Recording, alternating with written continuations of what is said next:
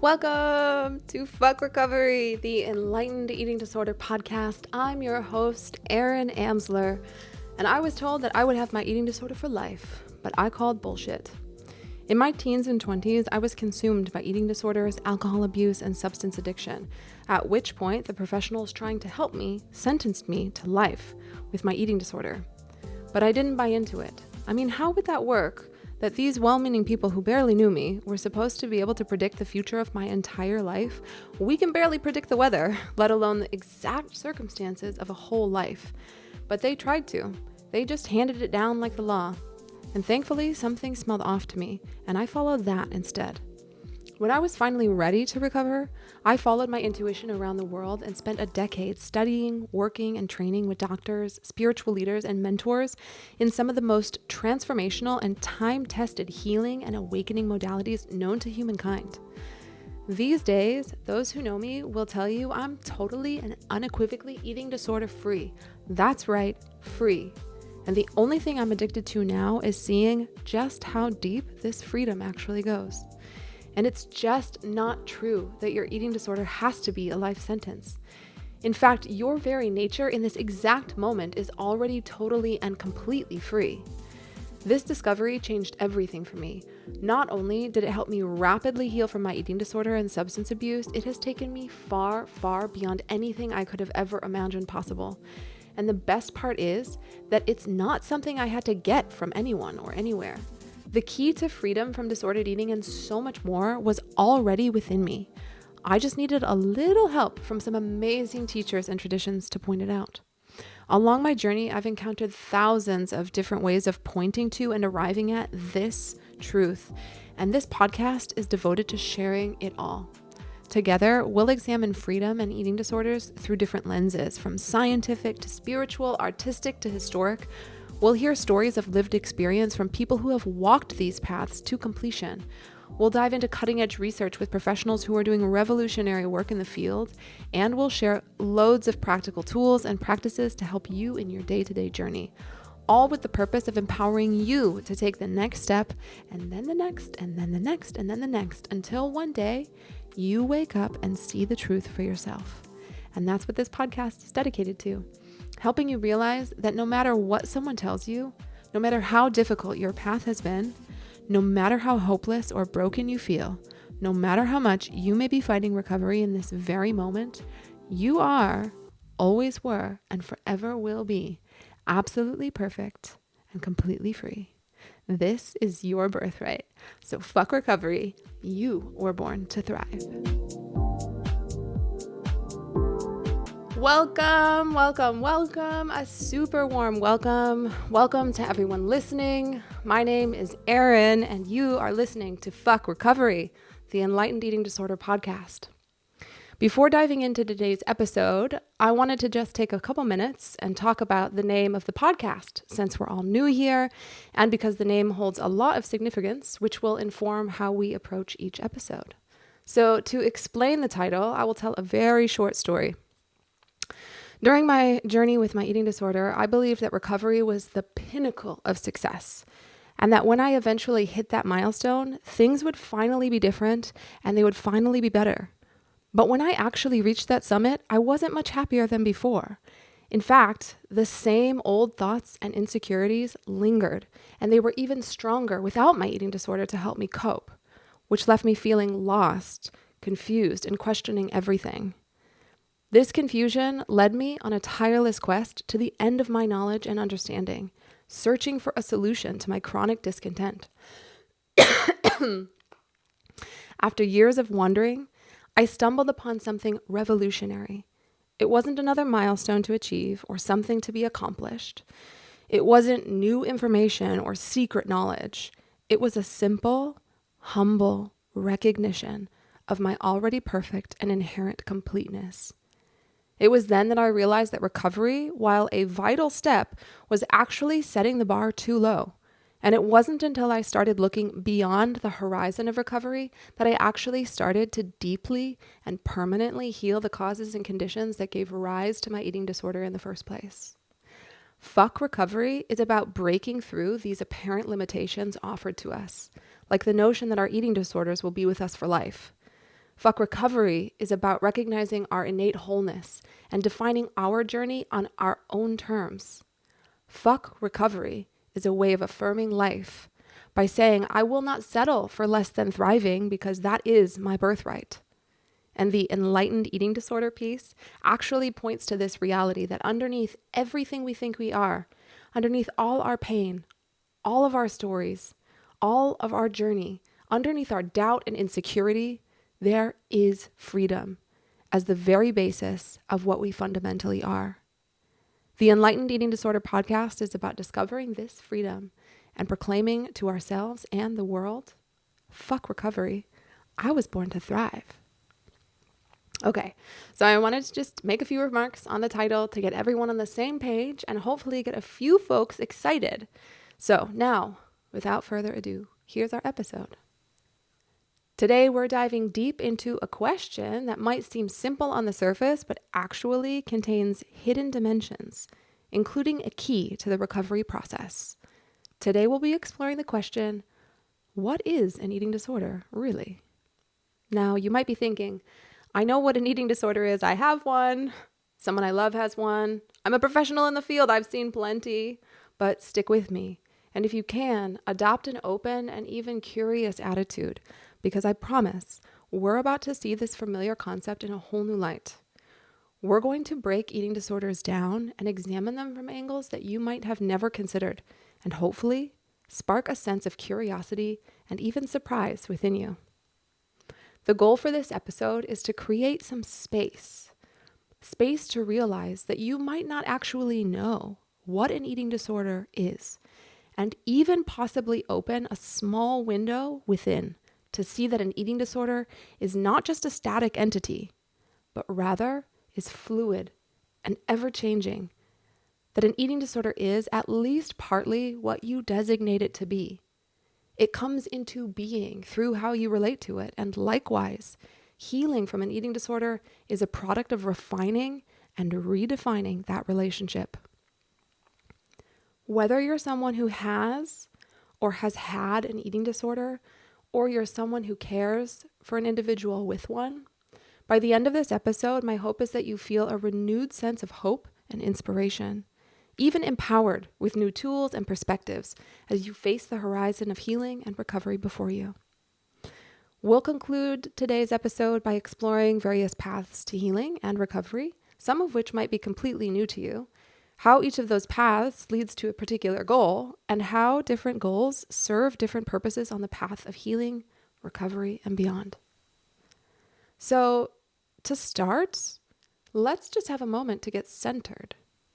Present. Getting centered helps us gather our energy and attention into the present moment, making us more available and able to listen and understand. So take a moment to notice where you are. Notice your environment, what you see, what you smell, and what you hear around you.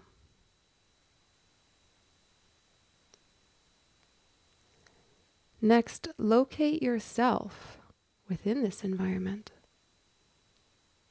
Are you sitting on a chair, driving to work, laying down in bed, walking in the park? Wherever you are, notice the points of contact between you and the ground or the surface beneath you.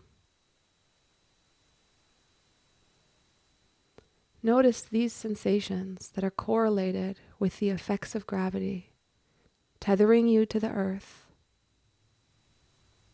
Really feel these points of contact. Next, tune into your breathing. And just notice the breath as it moves in and out. Just see that breathing is happening.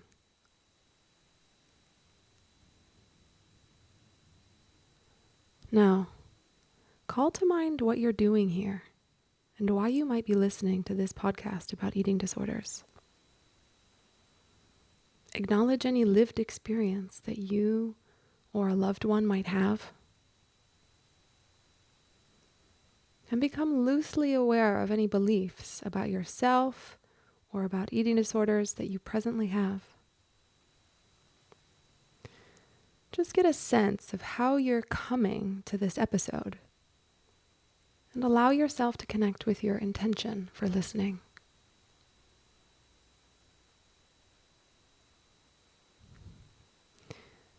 Throughout this podcast, we're going to explore the question, what is an eating disorder really? Through the lens of something called interdependence. We'll also explore how understanding interdependence can contribute beneficially to eating disorder recovery.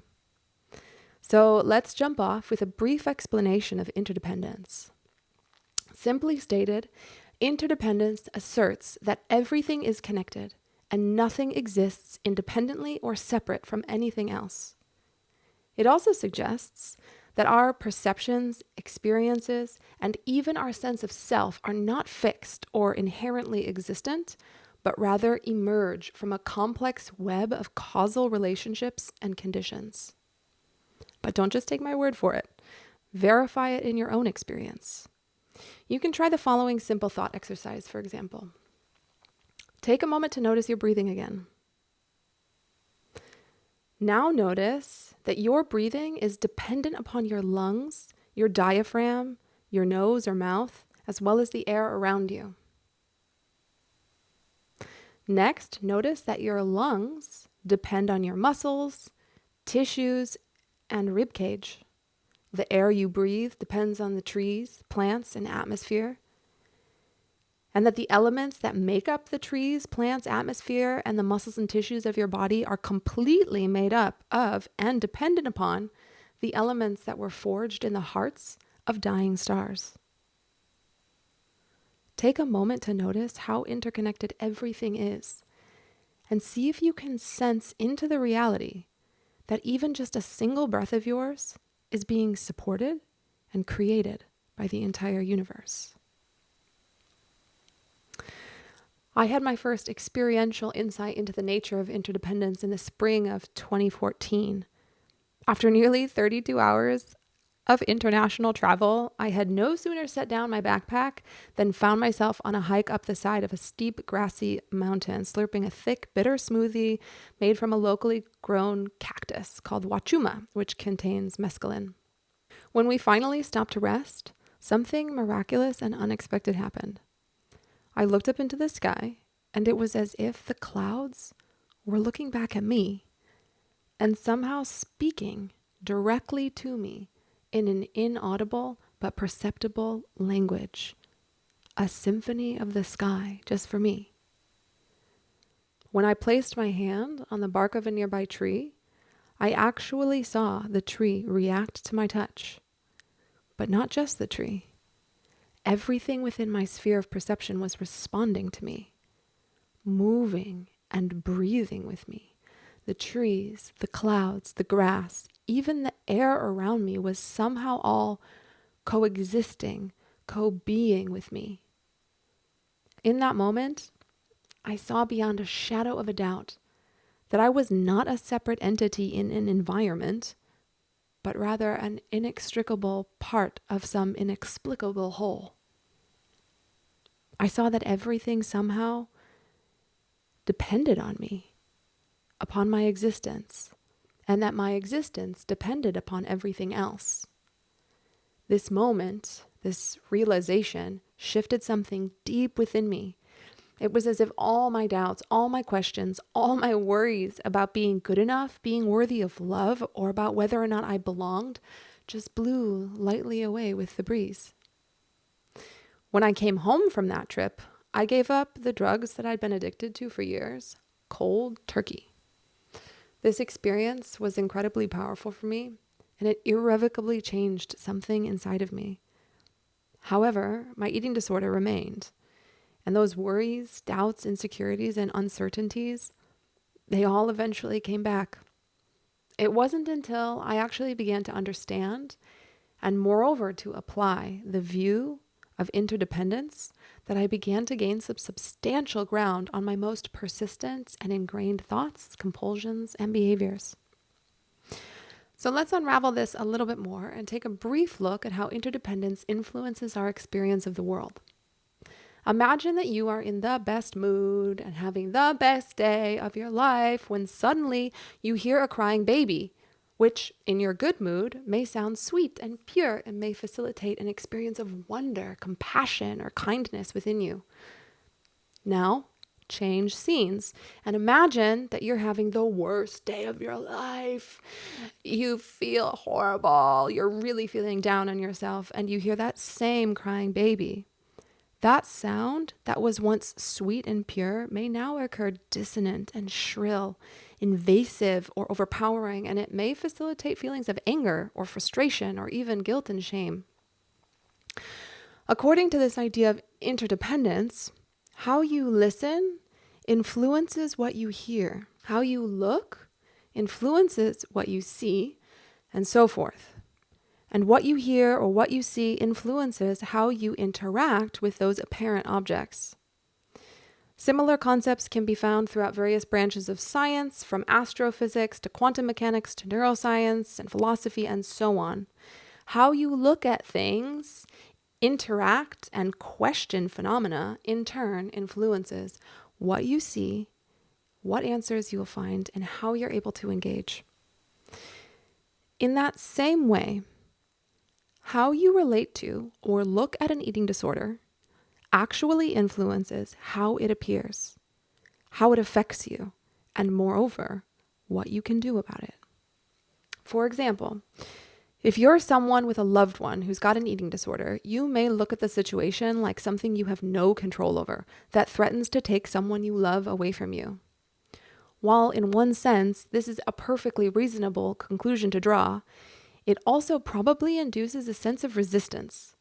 And when we are in resistance, we're less capable of meeting and responding to life as it is, including how we respond to and support ourselves and those we love. The good news is, however, that as we've been discussing, nothing exists independently.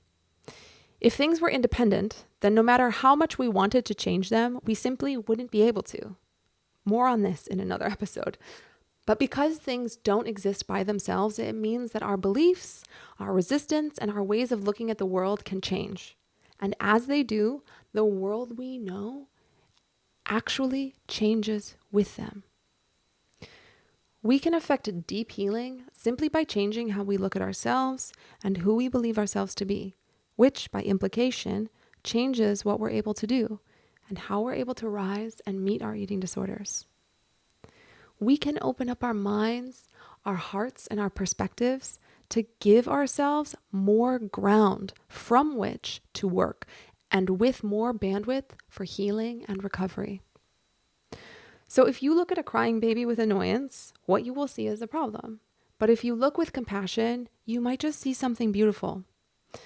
Similarly, you can relate to an eating disorder as a problem or an opportunity, an illness or a process. How you look dictates what you see, and what you see is, to a large extent, reality.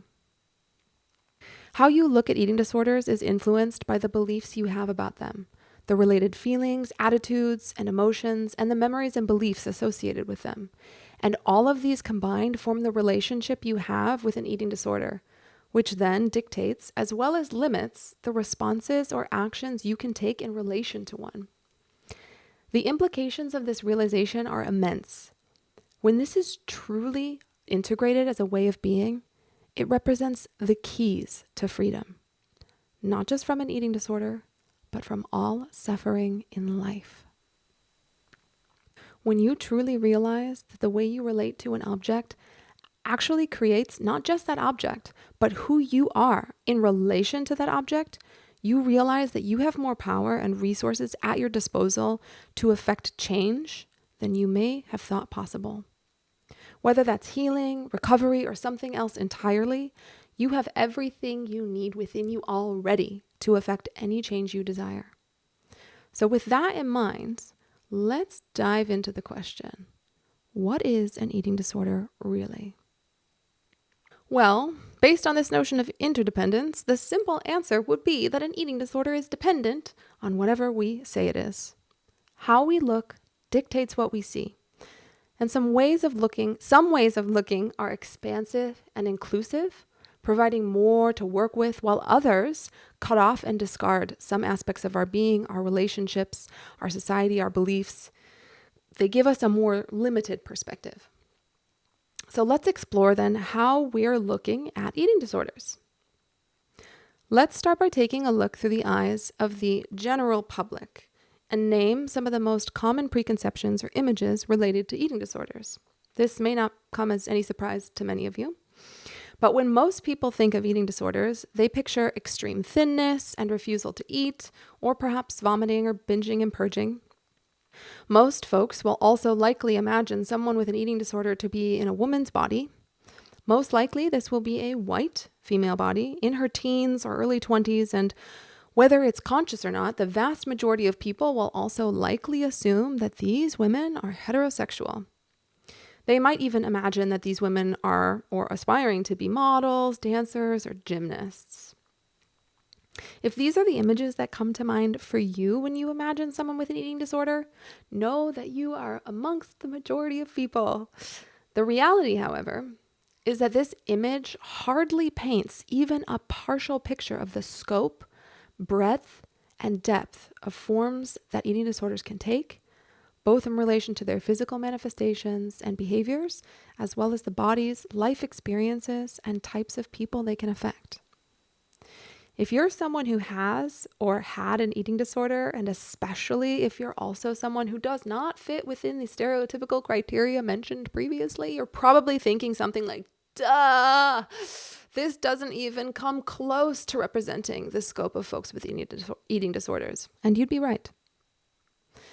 But the point is, if the vast majority of people in the world do see eating disorders in this way, as something that only young, thin, straight, white women have, how does that affect the way those same people with those limited or stereotypical notions respond to eating disorders when they encounter them? Does it mean that the majority of people will be less attuned or less likely to notice signs of an eating disorder in people who don't fit that demographic? Like in older age folks, those who are non-binary, or in people of color? Does it mean that most recovery programs are designed for or more accessible to people who fit within these criteria? What about for someone who themselves has an eating disorder and who is representative of these characteristics? Does it mean they feel justified in their eating disorder with some sense of rightness or righteousness, or perhaps it may even facilitate a sense of belonging concurrent to what's expected of them? And what about someone who isn't represented by these traits, but also has an eating disorder? Someone whose racial, gender, or ethnic identity is not widely associated with eating disorders. Does it mean that they will feel unseen, alienated, or even like some kind of anomaly or mistake within their identity group? Maybe they'll work extra hard to conceal or hide their behaviors, and their friends and family won't even bat an eye. The point is, our general consensus about eating disorders influences the way they appear to us, or the way they don't appear. How we look at an eating disorder and the representative images and beliefs that live within our minds and our social structures affect us all, from the general public to care providers to loved ones to the people with eating disorders themselves. We are not independent or separate. And these images and beliefs influence and limit the range of responses or reactions that we can take when meeting the challenges of an eating disorder.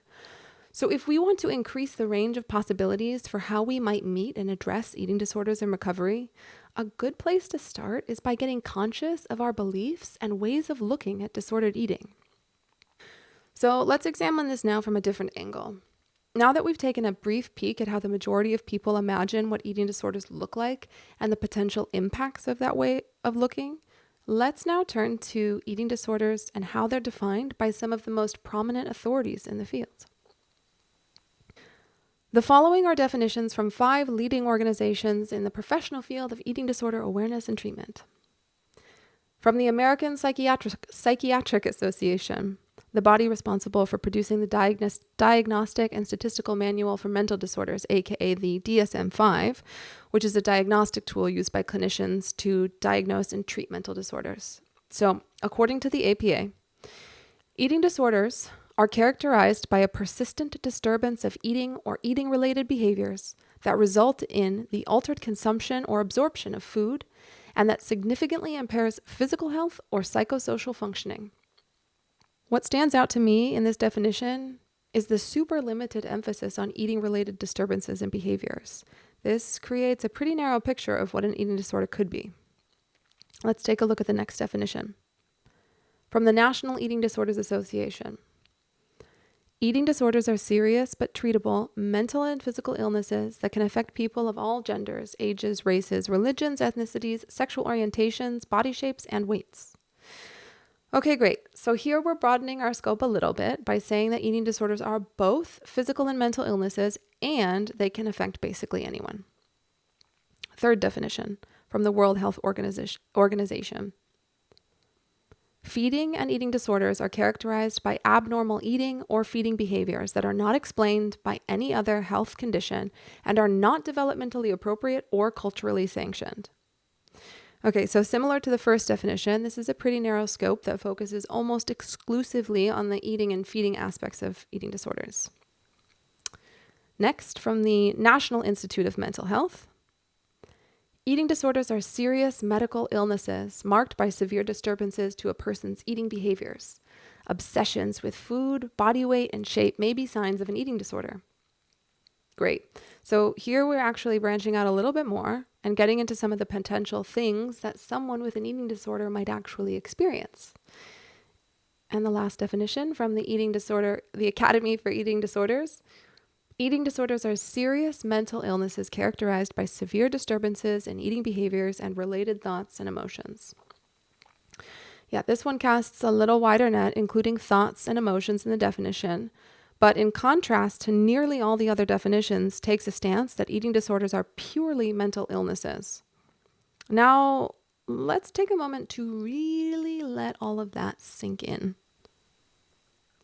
Generally speaking, according to these definitions, the leading authorities in the world define eating disorders broadly as persistent and severe disturbances, serious medical and mental illnesses that can affect people from all walks of life, abnormal, not developmentally appropriate, not socially sanctioned, but treatable. If you're listening to this and you're someone with an eating disorder, what's it like to have your eating disorder defined in this way? If you're a loved one of someone with an eating disorder, what's it like to have your loved one's eating disorder looked at in this way? Whether these definitions are right or wrong, accurate or not, is beside the point. The point is, these views, like all views, construe appearances in a particular way. There's just no getting around it. In order for us to engage with an object, we have to confirm its existence through some form of making it real, some form of designating or defining what it is. Now, it's important to reiterate that defining what something is makes that something serviceable, aka real, aka you're able to relate and engage with it. However, defining an object does not mean that that object is its definition. Let's explore this again in our direct experience. Have a look at one of your fingernails. Go ahead, really do it. Have a look. Now ask yourself, is the word fingernail in the object that you're looking at? Is the word fingernail inherent in the object you're looking at? What about the concept fingernail? Is that already baked into the object you're looking at before you call it a fingernail? How could it be? As a baby, you had no notion of a fingernail until you learned the word and what, within the visual field, that word related to. Neither the word nor the concept of fingernail is actually within that thing on your finger that you're looking at right now. It's just a name we use to describe something we think we see. Now, Still looking at your fingernail, try this on. What if you were to interchange the term fingernail for the word claw or talon? Really try to see a claw or talon when you look at your fingernail. Can you see or sense how what you're looking at actually shifts and changes based on the way you look at it? How we look at the world influences how it appears. This is revealed by interdependence. So how is this useful for us on the road of understanding and recovering from eating disorders? To unpack this, let's go back to those professional definitions of an eating disorder.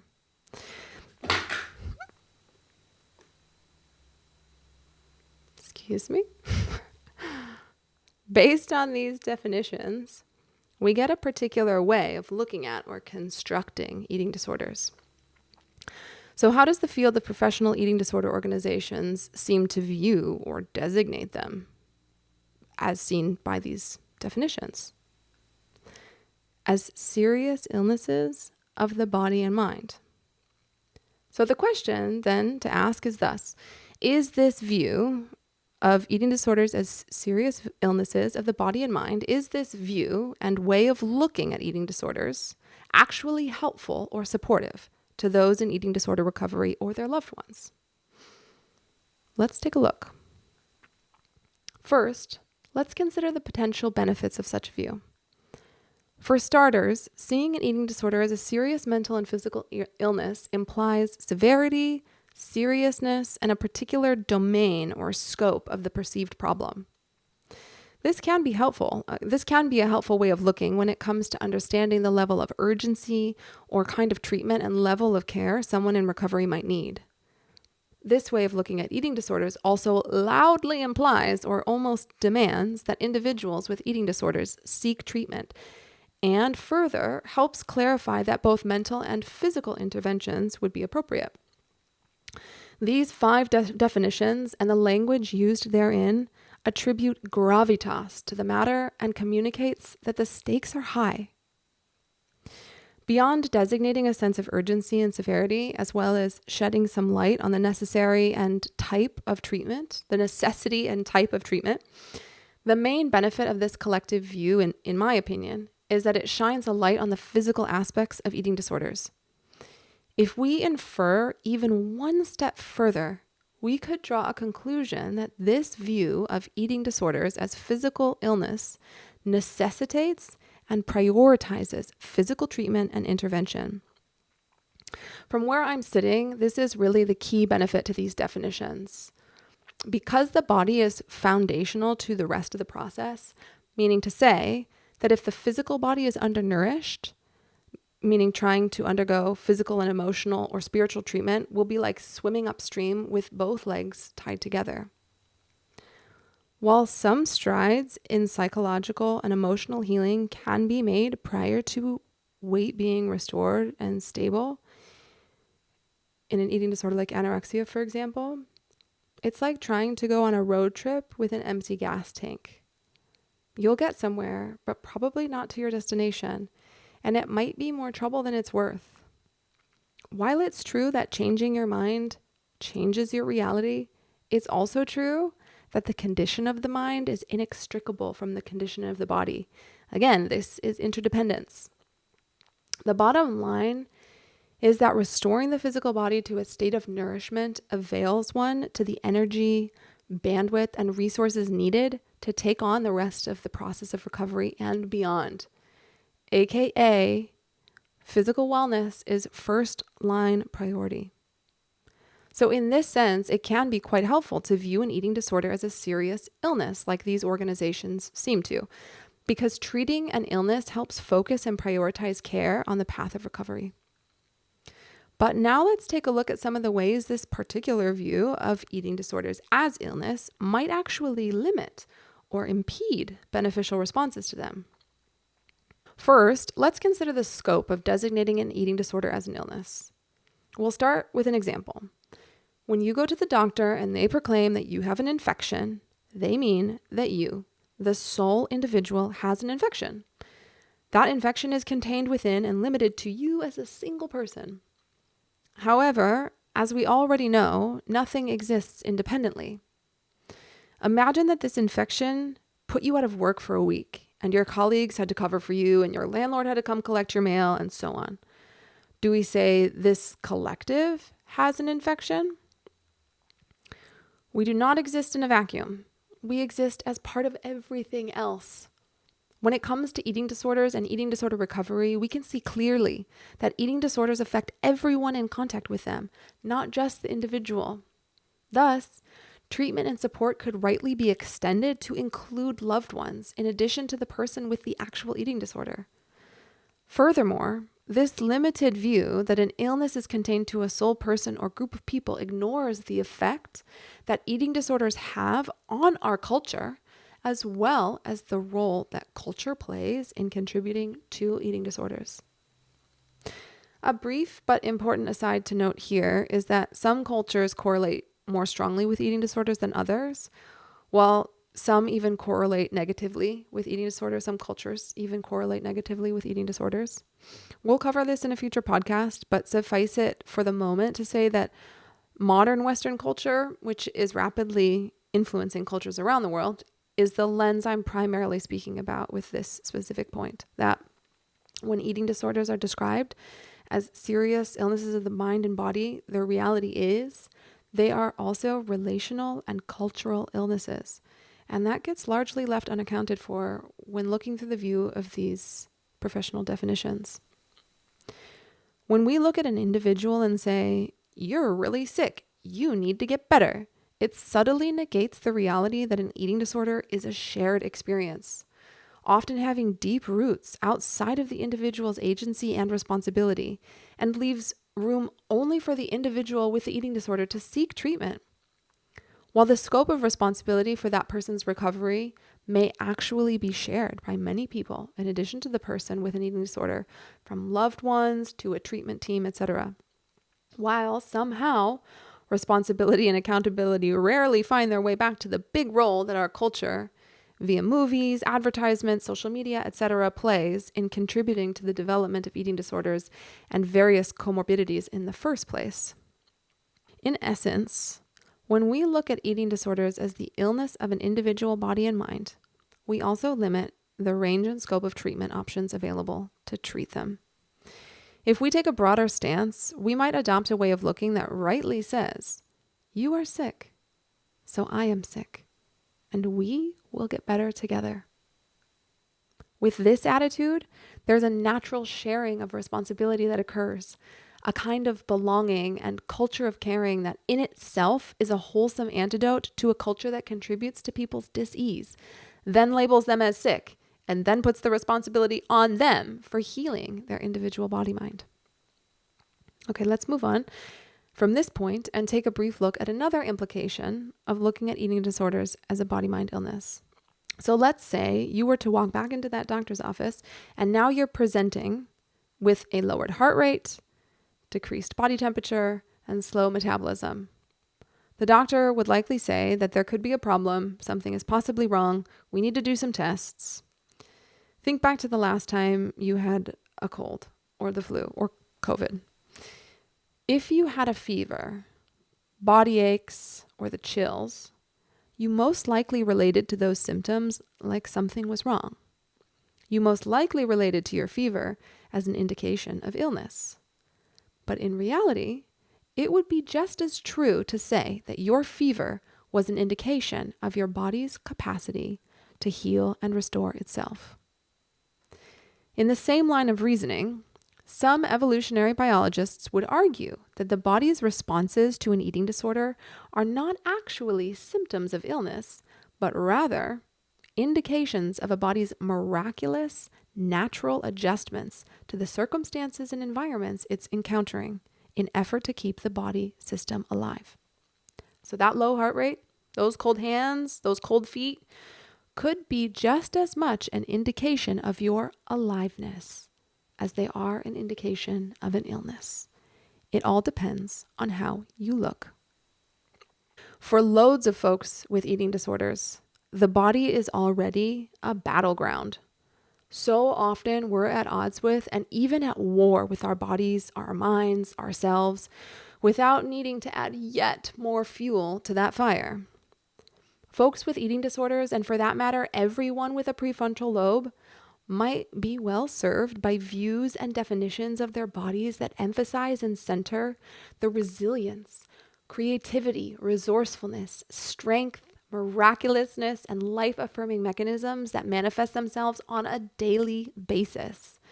And especially when it comes to someone in the throes of an eating disorder, versus, for example, calling those things symptoms of illness. The idea here, and the through line of this podcast really, is to invite different ways of looking at familiar things in an attempt to transform our relationship with them and ultimately affect desirable change. If you look at your body like an enemy, it will fight you. If you look at your body like an ally, it will help you. Now, before moving on, I want to say that it would be absolute madness to assert one view at the absolute exclusion of another. For example, to hold that a fever or lowered heart rate is only the body's expression of resilience versus seeing it also as an indication of some kind of issue. So this black or white notion clearly has dangerous and delusional implications.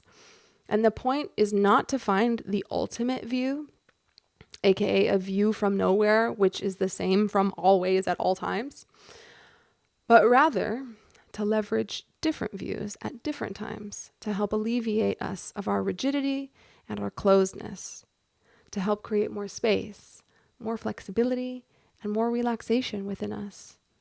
The idea here really is to create new creative possibilities that are skillful in dealing with the difficulties in life. So, to summarize, many of the leading institutions and organizations in the professional field surrounding eating disorders categorize and label eating disorders as serious illnesses. While this view affirms that the stakes are high and encourages a sense of urgency and priority to treatment, it also fails to holistically represent the scope of an eating disorder, leading one to potentially wonder why most treatment, with the exception of family-based therapy, focuses exclusively on the individual. To conclude this section, there's nothing inherently wrong or right about these definitions offered by leading institutions in the field. Viewing an eating disorder as a life-threatening illness can have some tremendously beneficial impacts on the recovery process on one hand, and on the other hand, perhaps this view offers a limited or incomplete picture and even reinforces the notion of the body being a battleground. The point is, when seen through the lens of these definitions, eating disorders appear a certain way, which affects how we engage with them. Just as if you were to put on rose-colored glasses, you will see the world in a certain way, with less yellow and less blue. But why would you do that? Why would we take the time to unpack these different views and the potential impacts they have on the way we engage with eating disorders? Well, in the same way that red-tinted glasses worn before bed have been shown to improve the quality of sleep by mimicking sunset through blue light suppression and melatonin preservation, we can leverage different views or beliefs as tools or allies at different points along the journey to recovery. Some views are more helpful than others at different times. Undoubtedly, the view of an eating disorder as a serious illness is invaluable and tremendously beneficial in the early stages of recovery or during the peak of an eating disorder's manifestation.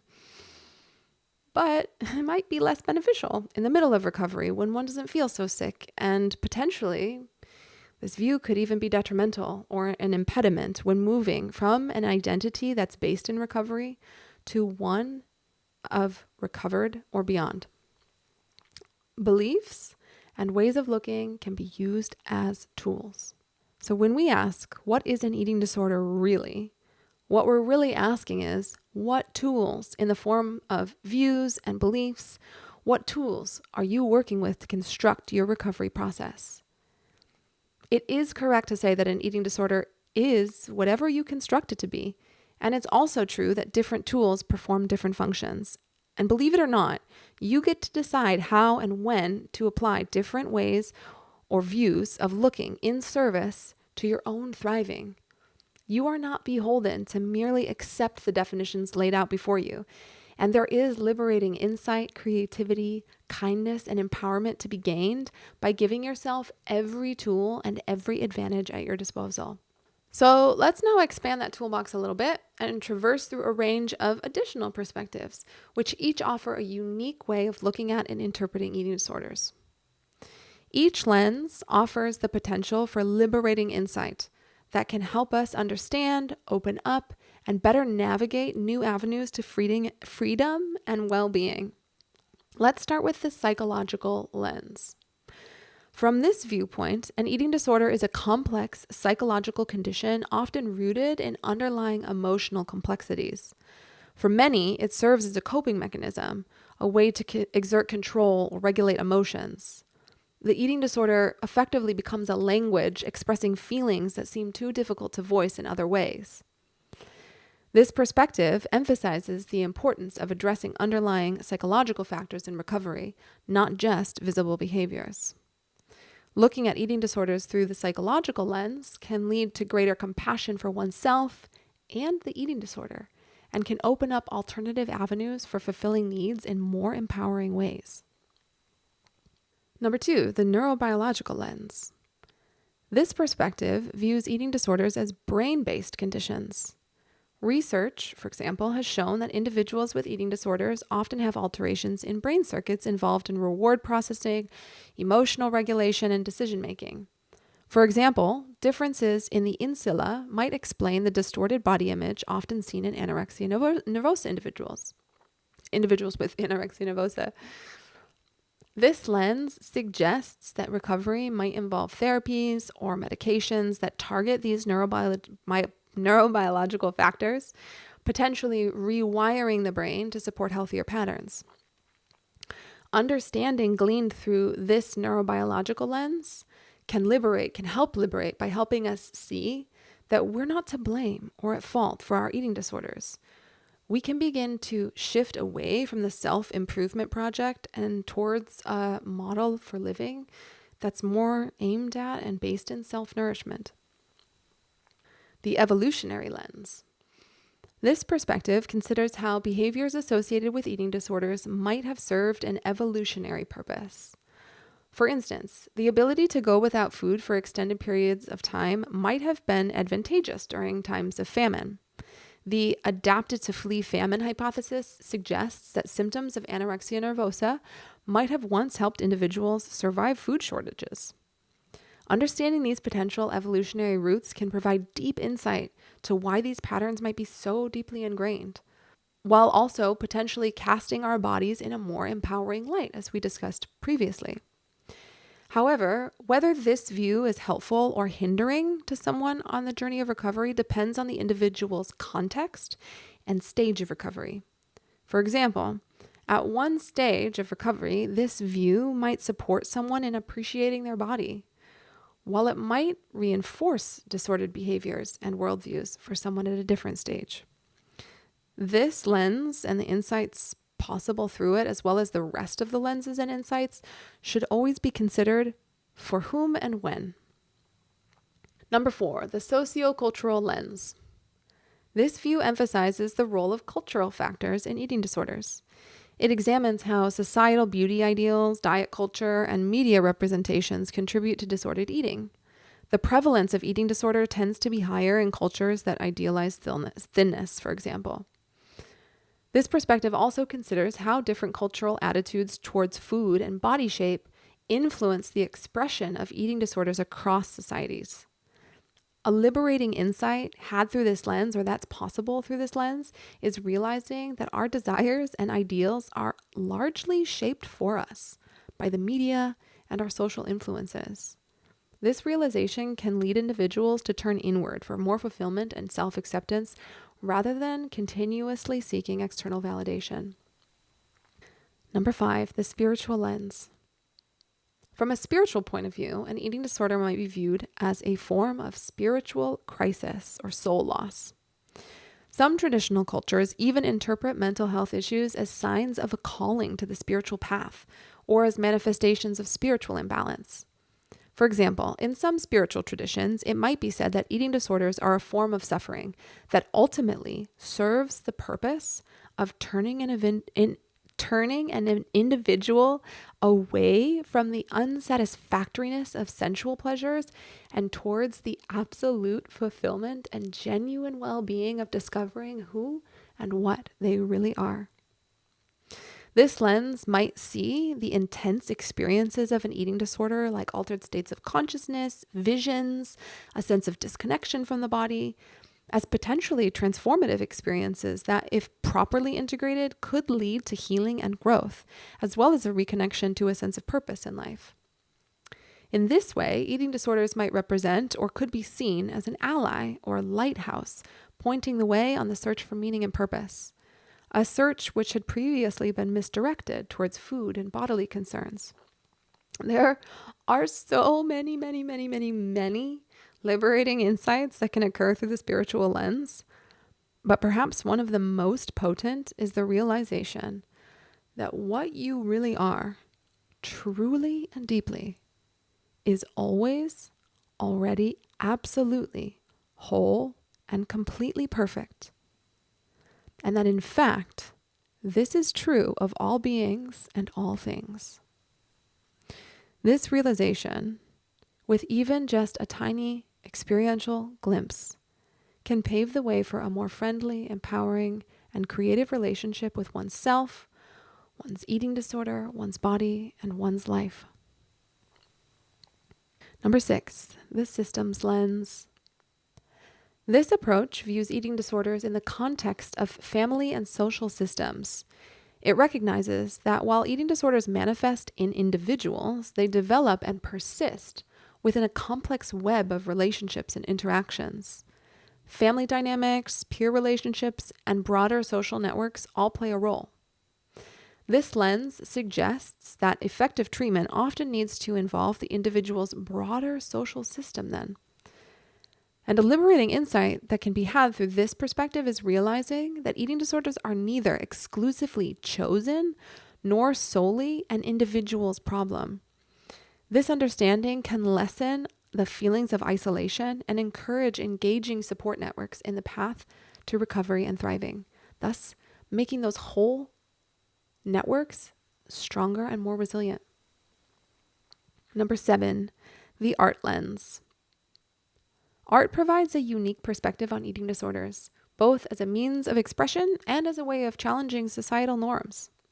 Many individuals find that artistic expression allows them to communicate experiences that are difficult to put into words. Art therapy, for example, can be a powerful tool in recovery, helping individuals explore emotions and rebuild a positive relationship with their bodies. Artists have also used their work to critique beauty standards and challenge cultural factors contributing to eating disorders. A liberating insight that can be had through this lens is recognizing that our human experience contains dimensions beyond just our normal modes of communication, allowing individuals to access and harness deeper and deeper layers of their energy for creation, healing, and expression. The phenomenological lens.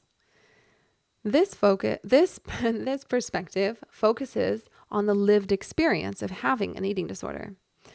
It seeks to understand how an eating disorder shapes one's perception of self and world, fundamentally altering our way of being. Understanding this lived experience is crucial for developing empathy and effective treatments. This lens reminds us that there's a whole internal world of meaning that needs to be addressed in recovery. And a liberating insight that can be had through this lens is recognizing the authority of one's lived experience and realizing that emotional states, for example, are internally generated. This shift in perspective can help individuals understand their power to influence their internal world and experience regardless of external factors. Last one, number 9. Eco-psychology offers a unique viewpoint on eating disorders by considering the relationship between human psychological health and our connection to the natural world. Through this lens, eating disorders might be seen as a symptom of a broader disconnection from nature and our own natural rhythms. Eco-psychologists might argue that our modern industrialized food system has alienated us from the natural sources of our nourishment, contributing to disordered relationships with eating. Moreover, this perspective suggests that the broader ecological crisis that we're facing may be mirrored in our personal struggles with body and food. From this viewpoint, recovery might involve reconnecting with nature, perhaps through activities like gardening or spending time outdoors. It might also involve developing a more ecological understanding of our place in the web of life, fostering a sense of interconnectedness that extends beyond our individual bodies to the entire living world. Phew, we made it. Concluding this section, I do want to underscore once again that any of the insights available through any of these lenses or other lenses are not intended to simply be understood with the mind, but instead to be deeply experienced within the context of our lives. For this reason, none of these insights should just be taken carte blanche, but rather are best served when they are invited, open towards, explored, cultivated, and put to the test in our day-to-day meanderings. And, in addition, with the support of loved ones or professionals who can help us discern when and if the insight is actually helping or hindering. Okay, so that was a lot to take in. Very likely that was more information than most people who are listening to this will be able to actually process in a single sitting. But there's actually no need to do that. There's actually no need to hold on to any of this information. None of it. Neither you, nor I, nor anyone needs it all. We don't need every detail or every bit of knowledge to accomplish our goals, contrary to what our minds might think. Just take a moment now to notice once again that you're breathing. Recognize your breath once again. Connect with this breath and invite a sense of trust that whatever you're needing to take away from this information has already taken up its residence within you and will be available to you exactly when you need it without needing to do anything further. So to summarize, there are many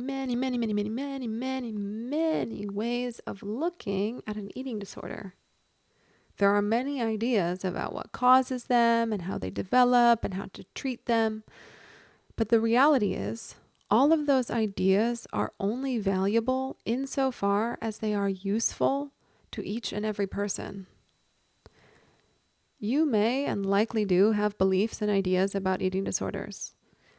Perhaps some of them are serving you, and perhaps others are not. By becoming conscious of the things that we believe and the ways we look at eating disorders, or anything really, and understanding the relationship between how we're looking or what we believe, what we're actually seeing, and how those things dictate our actions, we may start to realize that there's a lot more information and resources available to us in any given moment. While the conventional medical model offers the most well-known view and widely available approach to eating disorders, this model is typically limited to weight restoration, nutritional rehabilitation, and addressing the physical complications of eating disorders. Things which are invaluable and foundational in recovery, don't get me wrong, but also that's not nearly the whole picture. If you were to look at approaches offered via the psychological lens, for example, you'd find therapies like cognitive behavioral therapy or acceptance and commitment therapy, which can help individuals develop healthier coping mechanisms and challenge the distorted thoughts and emotions that accompany eating disorders. From the neurobiological lens, treatments might include medications that regulate brain chemistry or therapies designed to rewire neural pathways associated with disordered eating. From the evolutionary lens, approaches might include helping individuals understand and work with their body's natural instincts around food, eating, sex, and otherwise. From the sociocultural lens, recovery might involve media literacy training, challenging beauty standards, and building a supportive community that values diversity in body sizes and shapes and beliefs. From the spiritual lens, Recovery could involve practices like mindfulness, meditation, or exploring one's personal needs, values, or sense of purpose beyond the eating disorder. From the systems lens, family-based therapies or group therapies that involve the individual's broader social network might be employed. An artist might suggest creating, performing, or contemplating works of art. A shaman might suggest plants like mushrooms or ayahuasca. Philosophers would give you books. Priests may offer the word of God. Yogis would probably suggest some pranayama and maybe retreat. Possibilities are endless, actually, including anything you might be able to imagine. So in an endless ocean of ideas, concepts, treatments, therapies, and manifestations of an eating disorder, how on earth does one navigate?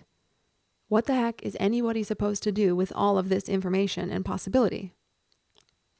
One potential idea comes all the way back to interdependence and our fundamental question: what is an eating disorder really?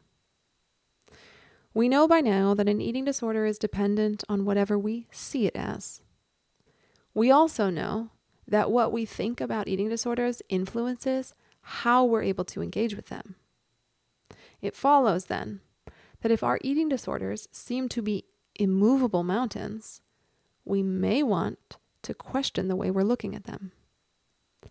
What if, rather than looking at an eating disorder as difficult to treat and an impossibly complex set of conditions, the latter of which is actually true of all things, we changed our point of view simply by challenging our assumptions and beliefs, especially around our bodies, our emotions, and who we believe we are. Yes, some aspects of eating disorder recovery are non-negotiable, like weight restoration and renourishment if you're underweight, for example.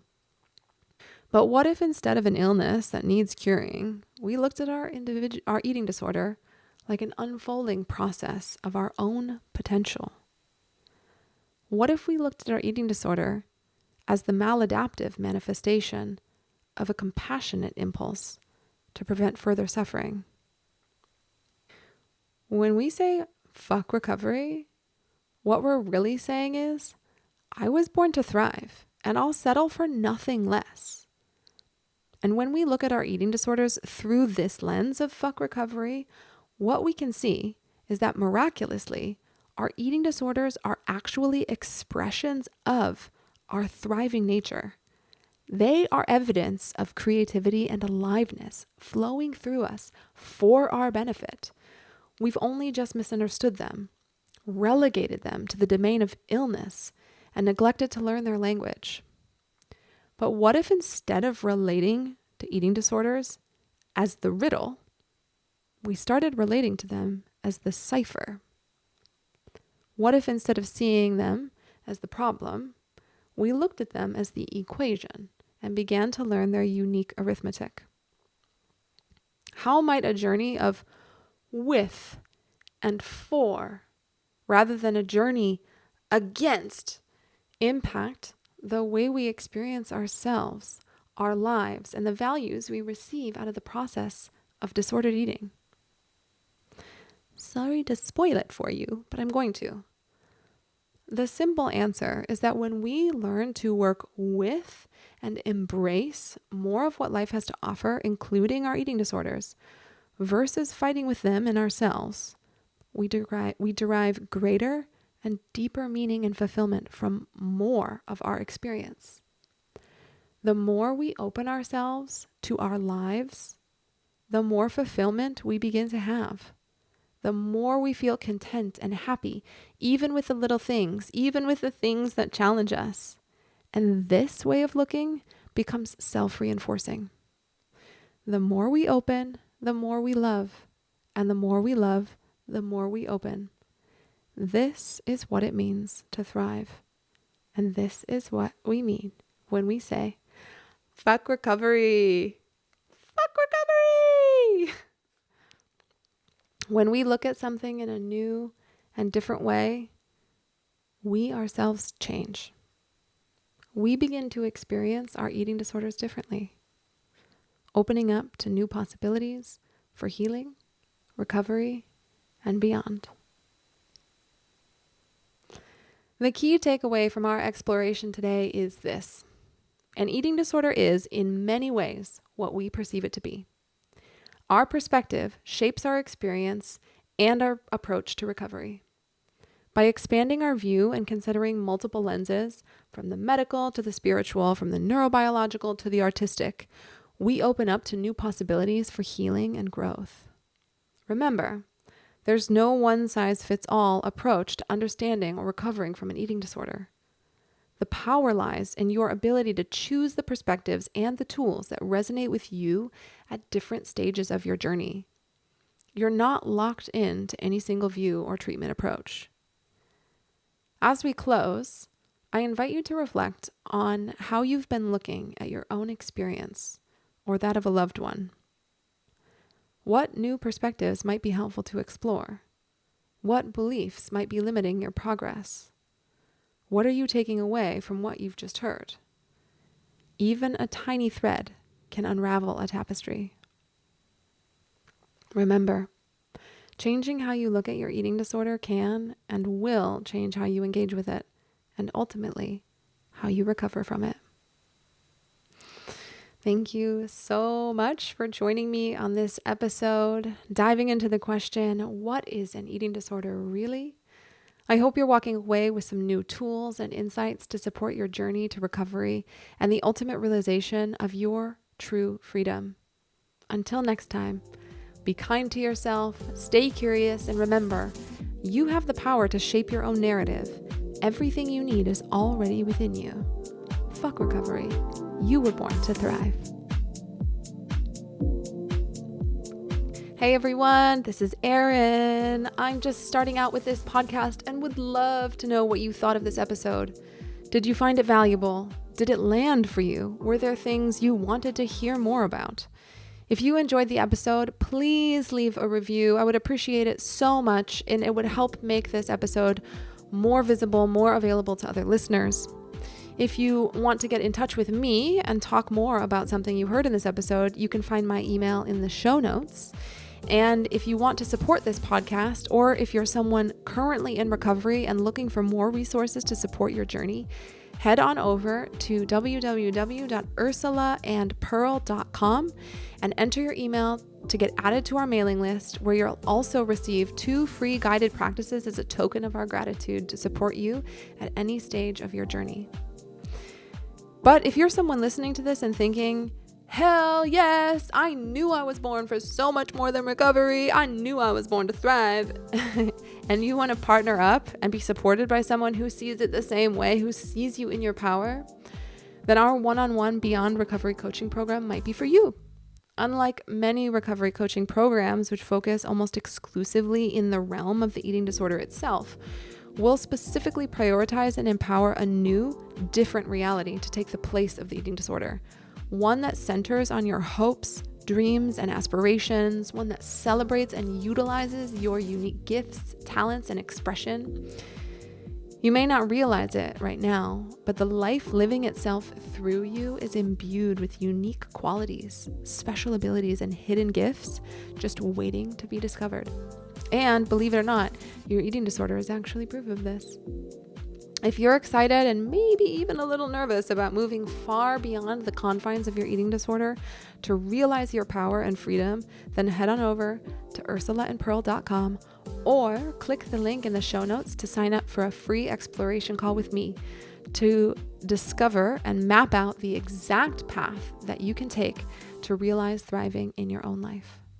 Thank you so much for listening. Wherever you're at on your journey right now, know that you are perfect, you are whole, you are loved, you are free, and it's your birthright to discover this.